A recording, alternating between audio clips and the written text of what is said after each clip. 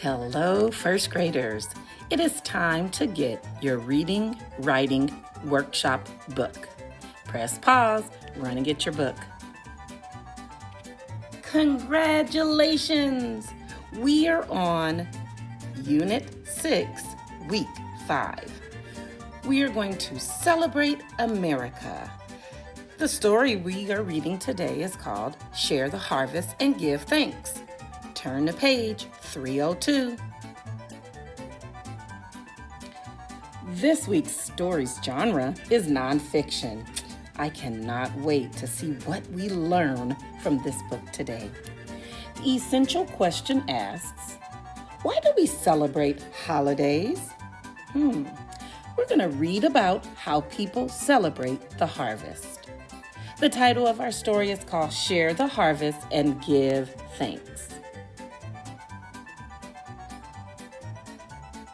Each year, farmers pick crops from their fields. This is called the harvest. It marks the end of the growing season, a fun time of year. Say thanks. In our nation, families celebrate harvest in a number of ways. You can eat a harvest dinner at home, or you can go to a fair or festival. Harvest is a time to unite with friends and family.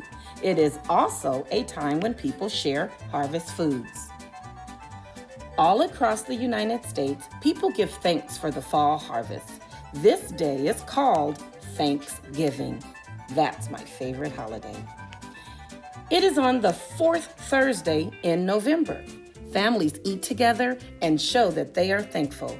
But are you aware of the very first Thanksgiving? Wow, look at these pictures on this page. Farm stands have harvest fruits and vegetables. These may include pumpkins and apples in the fall and berries and tomatoes in the spring. Yummy. The first Thanksgiving in our nation was in 1621. The Pilgrims who had come to America had a feast to show thanks for the harvest. They ate duck, deer, corn, and squash. Can you compare that to a meal today? Today, families still give thanks with a feast, but they may eat such favorite foods as turkey, corn, and green beans. People like to enjoy the harvest foods before they are gone. In 1620, the people we call Pilgrims sailed from England and landed in Plymouth, Massachusetts. The Native Americans there taught the Pilgrims which crops to plant. Many families eat a special meal on Thanksgiving. Foods that are harvested in the fall may be part of the celebration. Festivals and fairs. In many states, Thanksgiving is a fun affair. Some places hold big parades where people march, sing, and dance. At one parade, young actors wear costumes. They act out the first Thanksgiving. That is so you can see what harvest was like so many years ago. At the Kentucky Harvest Festival, the corn crops is the star. Kids have a contest to peel the most ears of corn.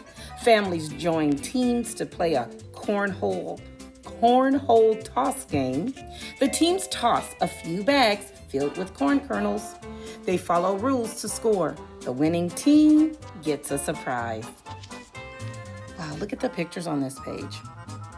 There they have in Plymouth, the city of the first Thanksgiving, some people dress up like Pilgrims and Native Americans. And on the other side of this picture, it's a beanbag toss game. And it's popular in Kentucky and the Ohio harvest festivals. Kwanzaa is also a harvest celebration. Kwanzaa means first fruits. At this time, people give thanks for crops such as corn, apples, and pears. In some places, pumpkins are a big deal. Large pumpkins are dug out and used as boats. After the race, the pumpkins are used for compost or to make new dirt. Across the nation, people celebrate the harvest. At home with others, it is no wonder that harvest is a fun time for all. Well, look at the family celebrating Kwanzaa. Kwanzaa begins on December 26th. It celebrates the harvest of Africa. Many people in the United States celebrate Kwanzaa traditions. Row, row, row your pumpkin. These giant pumpkins make a splash at Oregon's Giant Pumpkin Race. That looks like a lot of fun. Why don't you turn and talk to your grown-up about how do you celebrate the harvest?